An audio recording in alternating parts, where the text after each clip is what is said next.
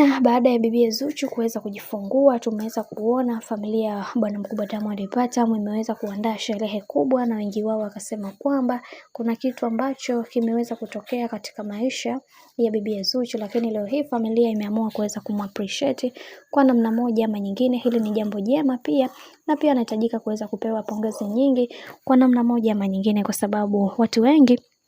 wamekuwa wakimuongelea vibaya, na wengi wao wamekuwa wakizungumza mengi juu yake na kumwambia kwamba yeye sio mtu bora, na wengineo wakamwambia kwamba anatamani angetakiwa tu afanye maamuzi ya kuweza kuachana na bwana mkubwa Diamond Platnumz, lakini imekuwa tofauti. Na leo hii tumeweza kuona familia ya bwana mkubwa Diamond Platnumz wameweza kumappreciate na kumtakia kila laheri katika kila hatua ya maisha ambayo anayopiga, na wameweza kumfanyia baadhi ya sherehe ili kuweza kuprove kwamba wako pamoja kwenye kila kitu ambacho wanachokifanya. Na wengi wao waliweza kuzungumza mengi wakisema kwamba kwa hiki ambacho kinachoendelea sasa, wacha tuone mwisho wake itakuwaje. Lakini tunaona kuna watu wengi waliweza kuzungumza mengi zaidi ya haya ambayo yaliweza kutokea, na wengi wao waliendelea kuweza kumsihi sana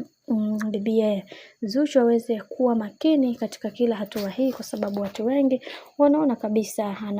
anapitia wakati mgumu, na wengi wao wakamuombea sana kwa hiki ambacho kinachotokea. Mungu aendelee kumsimamia, kwa sababu kuna vitu vingi ambavyo amekuwa akitokea na akitoka navyo, na wengi wao wanatamani kuweza kujua mengi zaidi. Lakini ndo kama hivyo, mambo yanavyozidi kupamba moto ndivyo mambo ambavyo yanavyozidi kukua kwa kasi zaidi ya vile ambavyo sisi hatuwezi amini. Na pia tumeweza kuona wengi wao waliweza kulizungumzia hili, lakini ndo kama hivyo tayari mwanadada ameshazama kwenye penzi la bwana mkubwa Diamond Platnumz, na kila kitu kimeweza kuwekwa bayana pia.